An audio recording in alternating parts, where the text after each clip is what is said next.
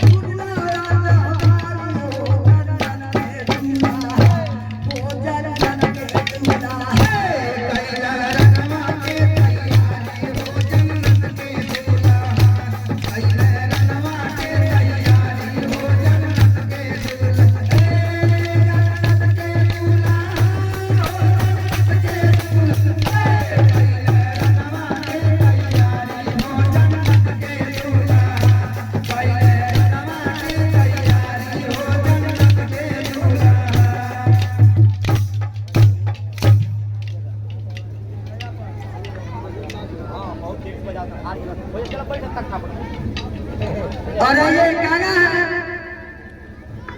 अरे बीबी बनो पहिया जन्म करे सबिया जानी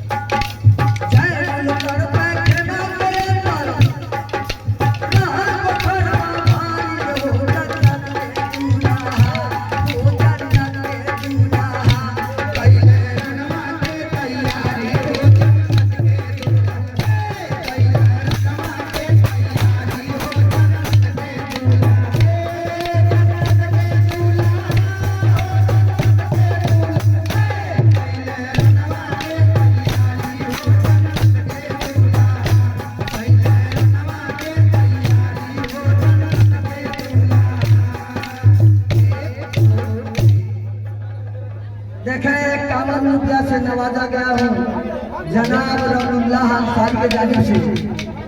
हौसला चाहिए, बहुत बहुत शुक्रिया है। कहना है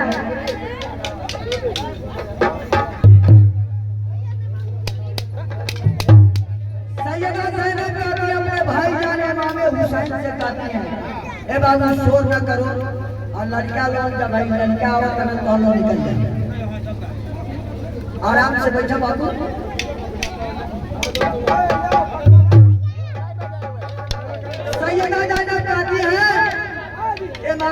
मकाम को क्या कहते हैं, समाप्त करते हैं। अरे छोड़ के जाला भैया मरो पड़ल मुसीबत भारी।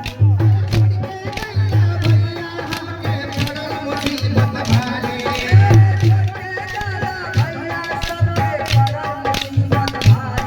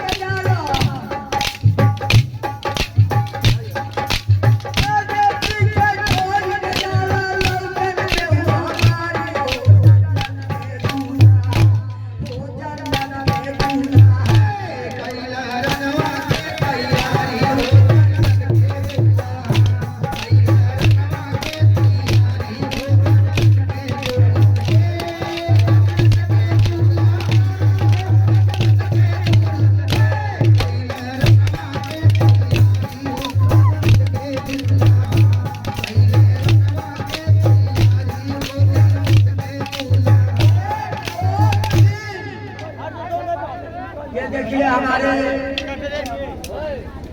इस गांव में बहुत ही मशहूर गाने हैं। माने हमारे जनाब रमजान अंसारी साहब की जानिब से 101 रुपया है, हौसला अफजाई है। और एक बच्चा है इरफान नाम का, उस बच्चे के जानिब से 21 रुपया है। खामोशी अख्तियार बनाए रखें हम लोग। इंशाअल्लाह रहमान प्रोग्राम को मंजिल तक पहुंचाने का कोशिश करेंगे। और सरकार ईमान से दुआ है हम सबको कि अल्लाह सिरातल मुस्तकीम पर चलने की तौफीक अता फरमाए और इमाम हुसैन का जज्बा अता फरमाए। आखिर में कहना है, अरे जाए मुल्का सुनाए अबू माना बात हमारी।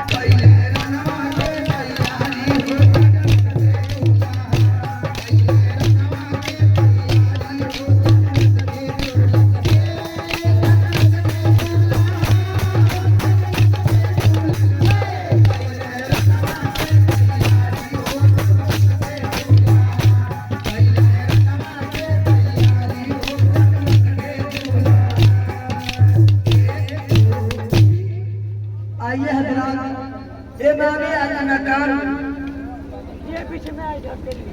हथियार सजा करके और मैदान करबला के सरजमीन की तरफ बढ़ रहे हैं। जैनुल आबिदीन कह रहे हैं कि हे बाबा जान, हमसे पहले आप मैदान में नहीं जाएंगे। मुझे इजाजत है कि मैदान करदार में जा करके जैसे हमारे पूरा खानदान मैदान करबला के सरजमीन पर पहुंच करके अपनी जान को आप पर निछावर किया है, मैं भी आप पर अपनी जान निछावर करेंगे।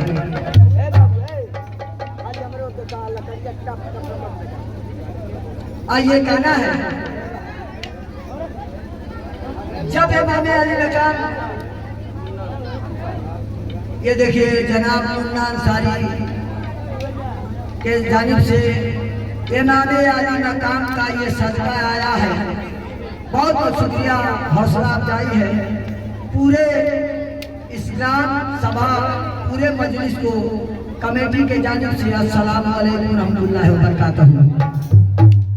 आइए मेरा कहना है, जब जैनुल आबिदीन कहते हैं बाबा जान मुझे रन की इजाजत है, तो इमाम अली मकाम ने कहा कि बेटा तुमसे नस्ल चलने वाला है, इसलिए तुझे इजाजत नहीं है।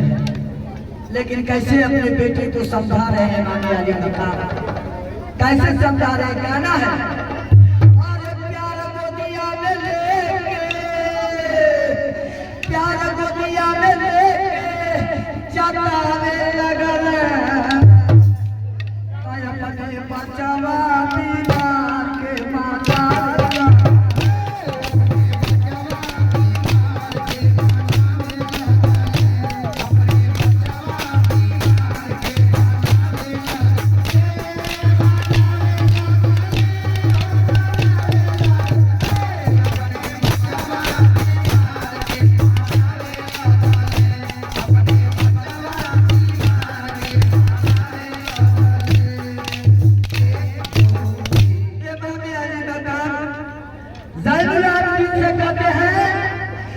तोहरा नवा बाटे रानावा में जाइबा तोहरा नवा बाटे रानावा में जाइबा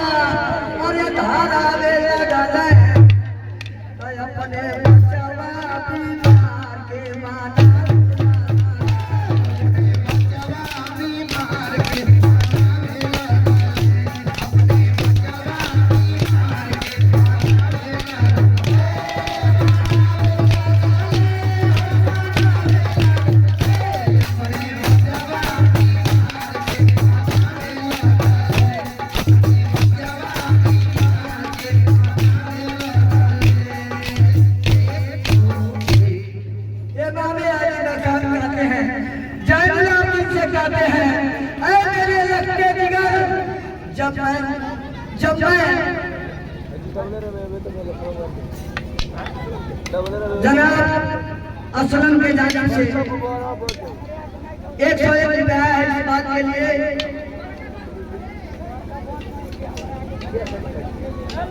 और ये देखें शरीफ जिनको आप लोग पंडित जी कहते हैं उनके जानिब से 51 रुपया है। किस बात दे रहा है इमाम अली मकाम जानिब आप दिल से कहते हैं कि जब मैं नहीं रहूंगा तो आए मेरे लश्के जिगर जब मदीना जाना तो नाना से कहना क्या कहना अरे चाहिए मदीना कहिया नाना से सलाम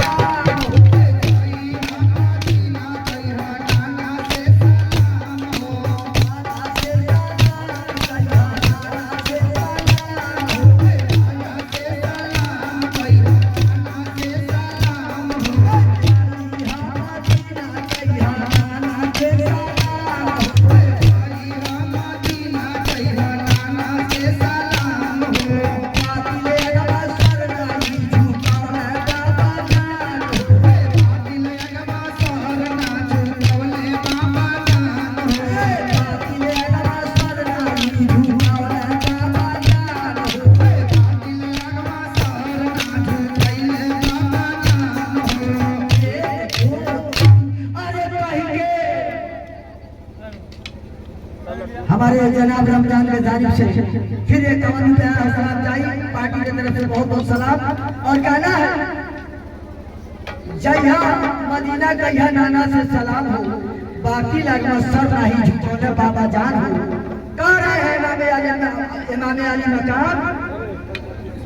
अरे कई के अखियन से आंसुआ अरे पावे लगा अपने बचावा बीमार के माता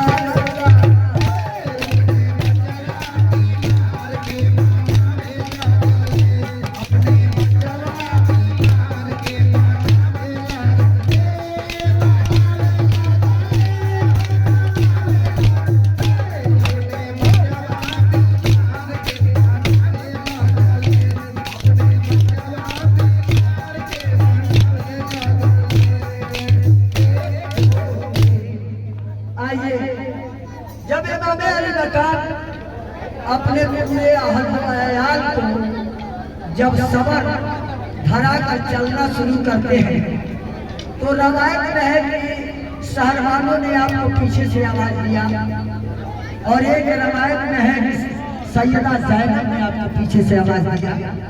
आइए कहना है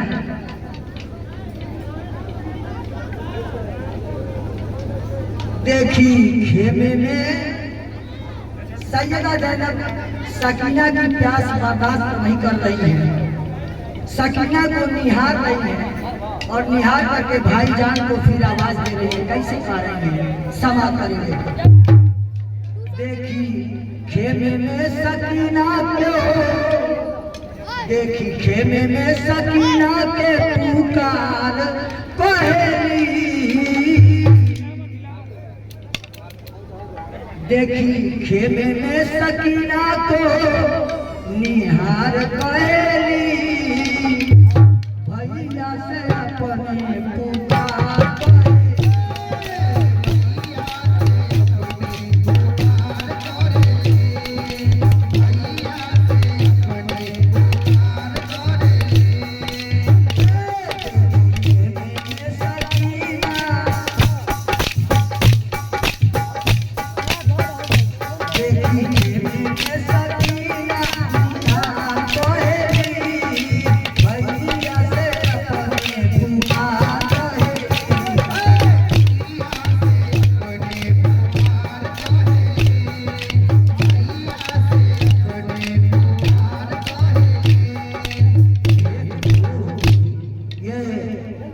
राकेश राजेश प्रजापति,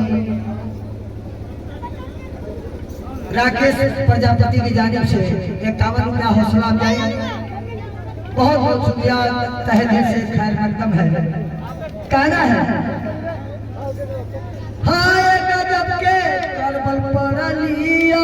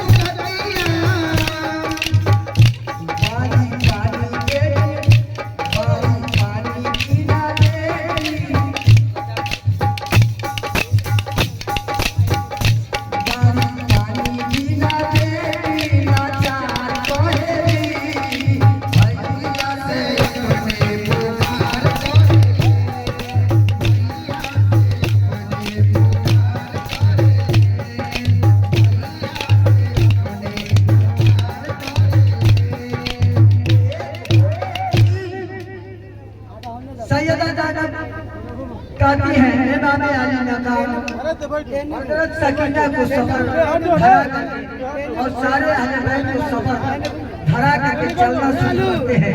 आइए गाना है अरे होते घोड़ा से साबिर सवार चला है, होते घोड़ा से साबिर सवार चला है।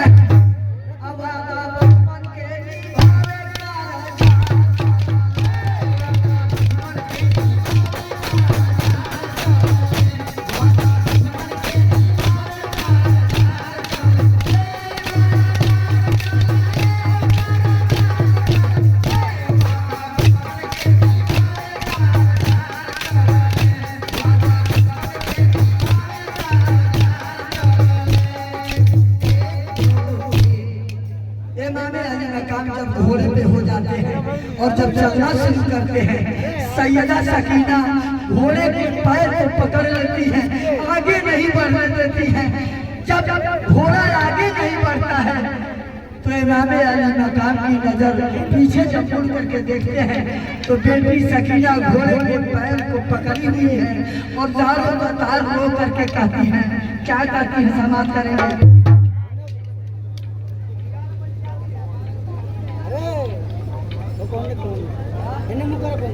अरे